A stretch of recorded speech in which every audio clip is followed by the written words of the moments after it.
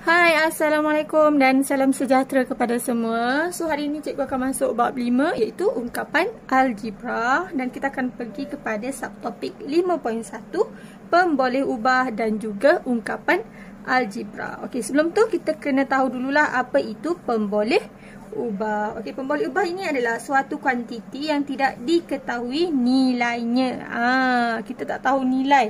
So, kita panggil dia pemboleh ubah dan biasanya huruf atau simbol digunakan untuk mewakili pemboleh ubah. Huruf tu tak kisah huruf apa-apa, biasa kita guna huruf yang kecil lah.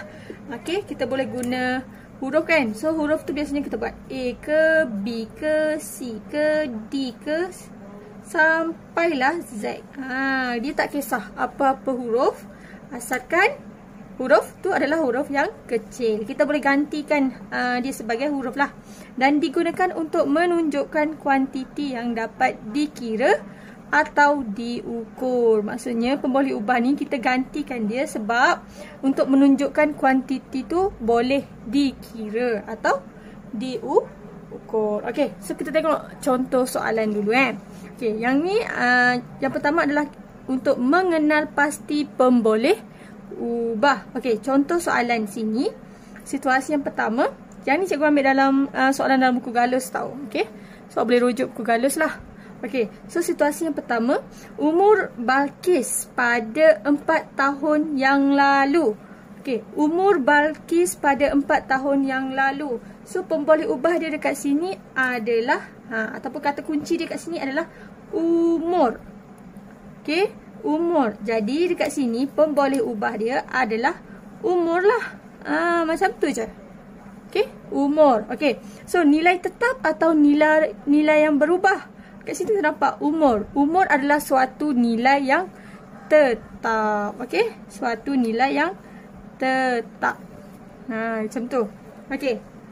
Yang kedua pula, kata kunci dia adalah bilangan peserta dalam suatu pertandingan sukan. Okey, itu ayat dia. Kata kunci dia bilangan peserta. So tulis dia lah bilangan peserta. Okey, bilangan peserta ni boleh berubah ke tak? Yes, boleh berubah. So dia adalah berubah, nilai berubah. Okay, berubah cikgu buat berubah saja nilai yang berubah. Okey, yang ketiga, hasil keuntungan syarikat Encik Adam. Hasil keuntungan. Macam mana tu? Hasil keuntungan. Okey, so dia punya pemboleh ubah adalah hasil. Hasil keuntungan. Yang tu adalah pemboleh ubah dia. Senang je ni. Okey, so hasil keuntungan ni berubah atau tetap? Keuntungan kita akan berubah. So berubahlah. Dia bukan nilai yang tetap, tapi umur ni memanglah umur berubah.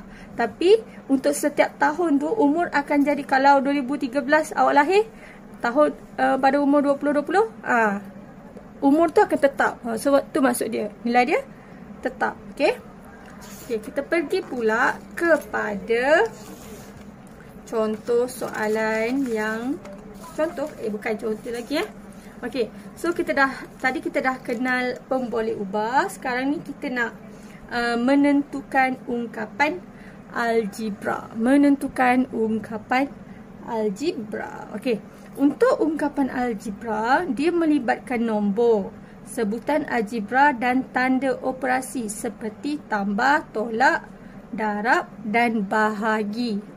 Itu adalah definisi bagi ungkapan algebra. Okey, sebelum kita pergi kepada ungkapan algebra, awak kena tahu dululah apa itu contoh sebutan algebra. Algebra lagi kan? Banyak pula algebra hari ni. So, sebutan algebra. Okey, sebutan algebra ni suatu nombor yang telah didarabkan dengan suatu pemboleh ubah. Itu adalah sebutan algebra. Contohnya kita ada pemboleh ubah kita adalah A. Kalau nak jadikan dia sebagai sebutan algebra, kita boleh darabkan dia dengan apa nombor. Contoh cikgu darabkan 5 dengan A. So jadi 5A. So ini adalah sebutan algebra 5A. Contoh lain 6B. Itu adalah sebutan algebra. Lagi ni negatif 8Z. Ini adalah algebra, sebutan algebra. Dia melibatkan satu saja, nombor, satu pun boleh ubah. Macam tu je. Lepas tu dia tak ada operasi. Okey. Tapi berbeza pula kalau ungkapan algebra ni dia gabungan daripada gabungan sebutan algebra dan apa-apa nombor. Contohnya kita ada ungkapan algebra kan. Contohnya kita ada negatif 5 tambah 5A tambah 3. Ini adalah ungkapan algebra. Dia melibatkan operasi dekat tengah. Operasi kat sini adalah operasi tambah. Bila ada operasi tambah ni, itu adalah ungkapan algebra. Ataupun lainnya cikgu boleh buat 4Z tolak 5. Ini juga adalah contoh bagi ungkapan algebra. Boleh nampak tak beza ungkapan algebra dengan sebutan? Sebutan dia hanya melibatkan sesuatu pemboleh ubah yang didarabkan dengan suatu nombor. 6B, 5B, negatif 8Z, negatif 6Z. Macam tu. Itu adalah sebutan. Dia tak ada operasi, tak ada operasi. Kalau ungkapan ada operasi dekat tengah. Operasi tambah ke, tolak ke, darab ke, bahagi ke. So itu adalah ungkapan algebra. Okey. Boleh setakat ni? Okey.